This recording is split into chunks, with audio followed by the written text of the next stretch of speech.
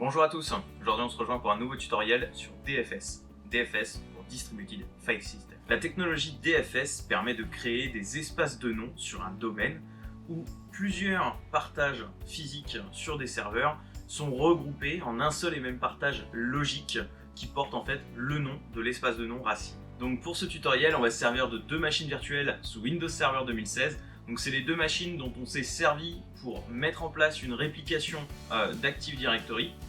Et donc on va les réutiliser aujourd'hui. L'idée, ça va être de créer un répertoire partagé sur chacun des deux serveurs et de créer un espace de nom qui regroupera en fait ces deux partages physiques. Mais plutôt que d'intégrer chaque partage sous un même espace de nom, ici on va activer de la réplication également sur les deux partages de chaque serveur. C'est-à-dire que les fichiers partagés d'un serveur seront répliqués sur le second serveur. De cette façon, on a en quelque sorte une redondance de l'information. Donc ici, on se retrouve sur nos machines AD 2016.1 et AD 2016.2.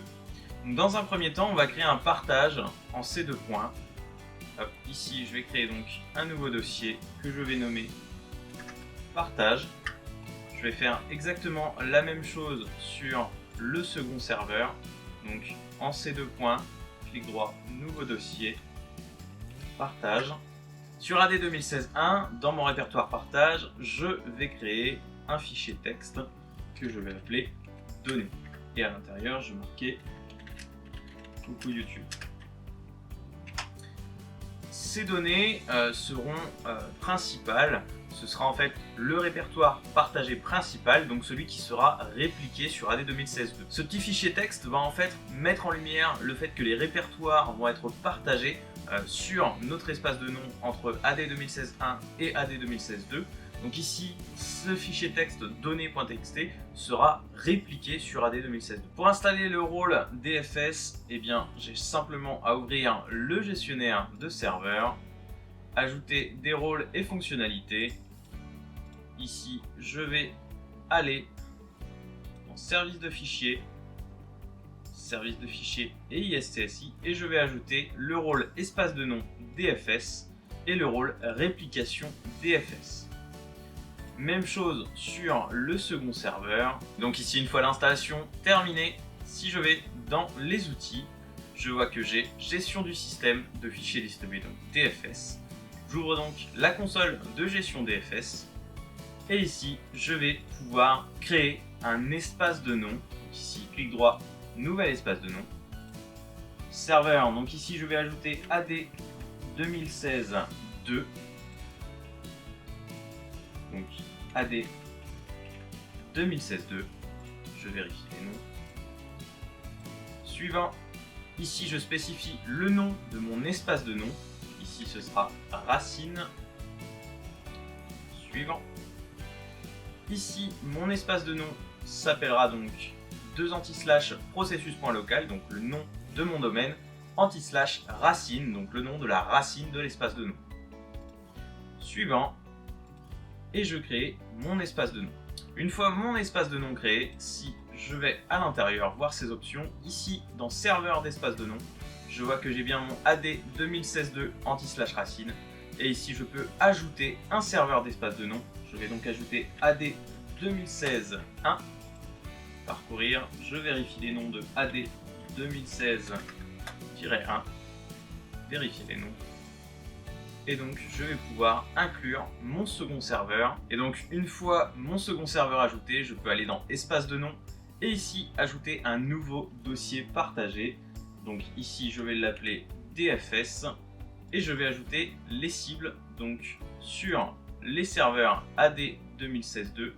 Ici, je vais créer un nouveau répertoire partagé, nom du partage, partage, et le chemin d'accès local, ça va être donc le répertoire partage. Je fais la même chose avec AD 2016.1. Ici, parcourir sur donc AD 2016.1. Je vérifie les noms.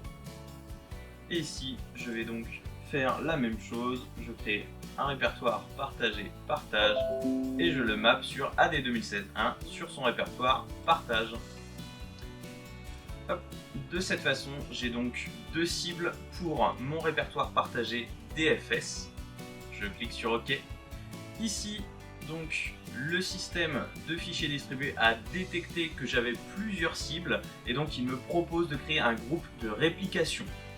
Donc ici, je clique sur oui et tout de suite en fait il va m'ouvrir la console de réplication DFS. Donc ici je suis donc dans l'assistant réplication de dossier. Le nom de la réplication, donc c'est processus.local /racine, donc qui est la racine de mon espace de nom, /DFS, qui est donc le répertoire partagé sur mon DFS. Les cibles, c'est donc bien AD 2016-1, le répertoire partage, et AD 2016-2, le répertoire partage également. Le membre principal, donc c'est celui qui contient les données à répliquer sur le second serveur. Tout à l'heure, on a créé le fichier données.txt sur AD 2016-1. Donc ici, mon membre principal, c'est AD 2016-1. C'est lui qui va être répliqué sur AD 2016-2. Ici donc, je suis en topologie MyPlane, c'est-à-dire que chaque composant DFS va être répliqué avec les données du membre principal. La bande passante, ici je suis dans un réseau local 2+ virtualisé, donc je peux laisser la bande passante complète. Si vous êtes sur des infras qui ont des bandes passantes limitées, vous pouvez très bien limiter la bande passante. Ici, je reste en complète. Et ici donc, créer. Voilà, donc ma réplication de dossier a été créée avec succès. Ici donc, la réplication ne commencera pas tant que la configuration n'est pas recueillie par les deux membres de mon groupe de réplication. Ça peut prendre du temps, évidemment. Et donc maintenant, si je vais dans l'onglet réplication, ici, je sélectionne donc mon fichier DFS et donc ici je vois que les répertoires répliqués sont ces deux points partage sur AD 2016-2 et AD 2016-1. Ici je peux voir les dossiers répliqués, donc il s'agit du répertoire DFS que j'ai créé précédemment. Ici donc je suis sur AD 2016-2 comme on le voit tout en haut ici, et donc si je retourne sur ces deux points partage, et bien je vois que mes données.txt de AD 2016-1 ont été répliquées sur AD 2016-2. Si je l'ouvre, on voit coucou YouTube, donc c'est ce que j'avais saisi sur AD 2016-1. Donc la réplication fonctionne entre les deux membres de mon groupe de réplication DFS. À présent, si j'essaye d'accéder donc à mon espace de nom, donc processus.local /racine, ici donc j'ai bien un répertoire partagé qui porte le nom DFS, et à l'intérieur je retrouve donc données. Ici, je peux donc voir que la réplication fonctionne. En revanche, si j'essaye de créer un répertoire ou un fichier, j'ai besoin d'une autorisation pour effectuer cette action. J'ai tout simplement uniquement les droits de lecture sur le répertoire partagé du système DFS.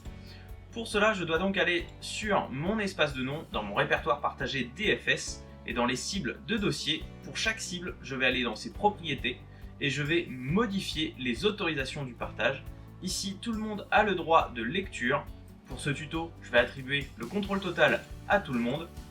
Donc, sur chacun des deux dossiers cibles, ici, contrôle total. Et à présent, si je retourne sur mon espace de nom, je peux créer un répertoire de test. Ici, clic droit, nouveau fichier, test.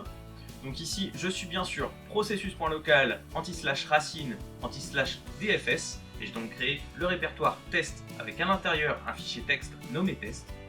Si je vais cette fois-ci localement en ces deux points partage, ici je retrouve mon répertoire test avec mon fichier test.txt. Ici, j'étais sur AD 2016-2. Si je vais sur AD 2016-1, j'ouvre donc mon répertoire local ces deux points partage. Et ici, je retrouve bien test avec mon test.txt. La réplication fonctionne et donc j'ai regroupé deux répertoires partagés physiques en un seul et même répertoire logique partagé sur DFS. C'est donc tout pour aujourd'hui, j'espère que vous avez aimé cette vidéo. Si c'est le cas, n'hésitez pas à mettre un petit pouce bleu, à vous abonner à la chaîne si ce n'est pas déjà fait. Moi je vous dis à très vite pour de nouvelles vidéos et d'ici là, portez-vous bien.